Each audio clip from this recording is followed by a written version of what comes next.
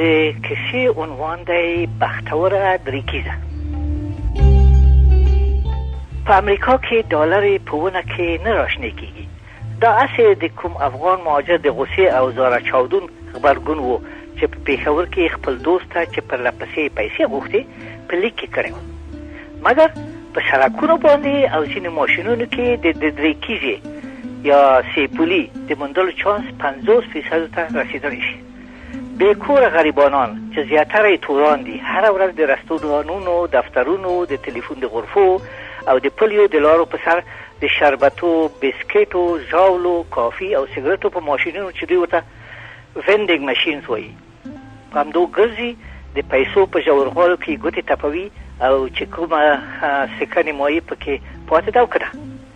دغه ماشینونه داسې دي چې په یو ځای کې تورې پیسې، بل ځای کې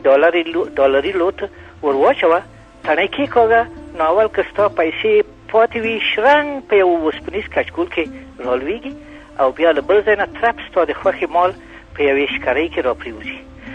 ډېر کله سړی په بیړه کې وي چې مال واخلي، د پاتې پیسو پسې سر نه خوږوي یا ورنه هېرې شي، نو غریبانانو ته خدای د ګوتمنډۍ موقع ورکړي. دا ورځنی زیارت بیدو په خپلو لوبو باندې د ښکاري د سهار او مازدیګر دورې ته ورته دی. تر دې حده په دې لټون کې جدي دي چې سیمې، کوڅې او ماشینونه یې سره ویشلي دي. که یو تور د بل جواز ته ورشي هغه ورته بدوارګی شي. زه په خپله څو ځلې په همدغسې ماشینونو ورپېښ شوی یم او بخت شنې چې په کچکول کې 1 سنټیان و که 10 سنټیان هغه مې راتوږلي دي. یو ځل خو داسې هم پېښه شوه چې هسې مې په سهوه د پیسو د واپسۍ تڼۍ کېکاږله، نو لکه د ژرندې ناوه چې خوشې شي د ماتو پیسو شرنګار شو. تر هغې یې راتوېدلې چې کچکول ډک شو او نورې پیسې کوز په غولي هره خوا رغښتلې. خو ځان راته تر هغې غل ګناهګاره ښکارېده په دغسې مواقعو کې چې یو امریکایي ته مې دا کیسه تېره کړه او هغه وخندل. دې ته موږ د خدای پیرزو او لکی پنې وایو، معنا د بخت دریکیزه. امریکایي ډالر 100 سنټه دي او څوک به وخاندي چې سنټ اوس هم چلیږي. یو وخت په کابل کې د شینوارو سرای ته لاند د سیند په سر یو نری پول هم د پل یک پیسګي په نامه یادېده چې اوس په وي که به نه وي. نه پوهېږم چې د امیر عبدالرحمن خان کومه نکاحي ښځه وه که صورتي چې په بابوجانې یا زودة الخواتین مشهوره وه، خو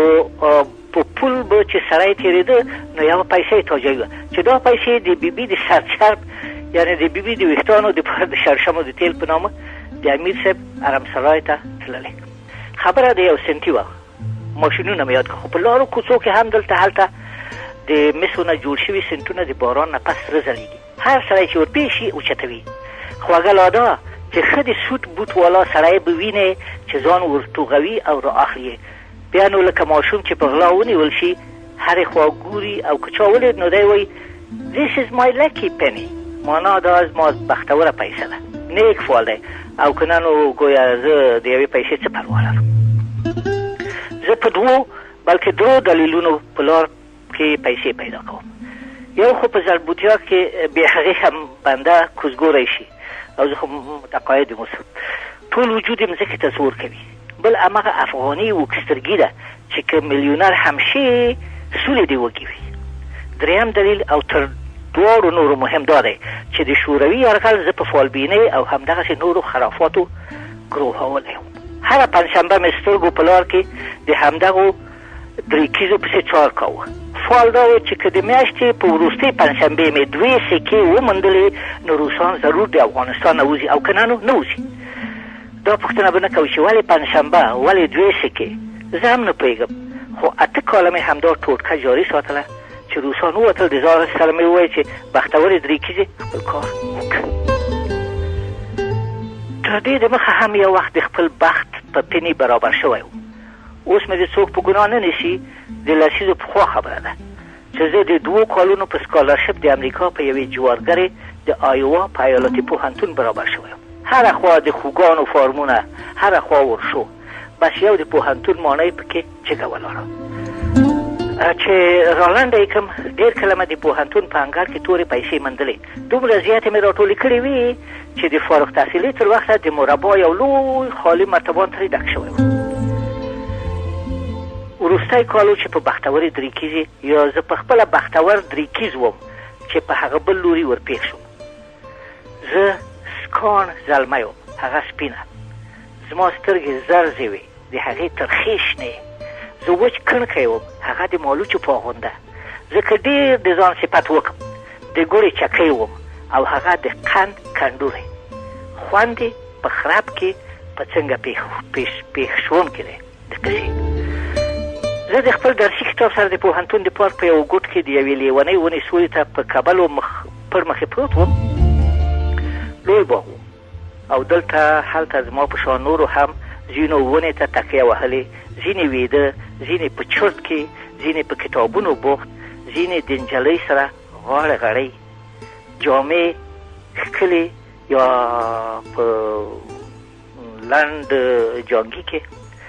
د چمن لمر ته پر مخې پروته او که نجلۍ وه نری غلانځبند او نشتوکی لنډکی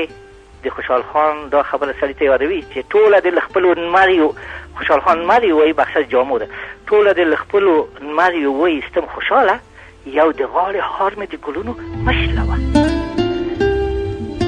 په همدې کې څه ښکالو شوه چې پاس مې کتل یوه نیم بربنده چټه راته ځیر وه غوړ لنګي تسمه وخن سپینې پونډې لمر تورچکې سېزلې د زنګانه خواته پنډې چې کوزې راتلې په تدریج نرۍ د زیرو نریو ویښتو وریښمینې ریښکۍ ورباندې ځلېدې دې دومره په تعجب راته کتل ته وایې چې یو نادره ځناور یې لیدلی دی ما خجالت وهلي ته بله لار پاتې نه شوه نو د هغې نه مې پوښتنه وکړه چې ولې خو هغې لاس راوغځاوه Get up my lucky penny مانا را پاس ای زما د بخت دریکیزه زه لکه چې تلسې مې وانۍ تښتولې وي د دې په امر پاڅېدم چې دا روانه شوه زه روانم او که به ودرېده نو زه درېدم کله وړاندې وروسته او البته دا مخکې او کله جوړه مو د پوهنتون د لوی پارک دوره شروع کړه د ځان معرفي کړ ما نوم سوزي دی د ساینس په وروستي کال کې ما هم خپل نوم ور وښود خو بیا مې زړه د زمري که پوښتنه مې وکړه په ما دې څنګه د بختورې دریکیزې ګوته کېښوده پخوا خو مې نه وه لیدلی هغې وخندل تا به نه یم لیدلی خو ما لیدلی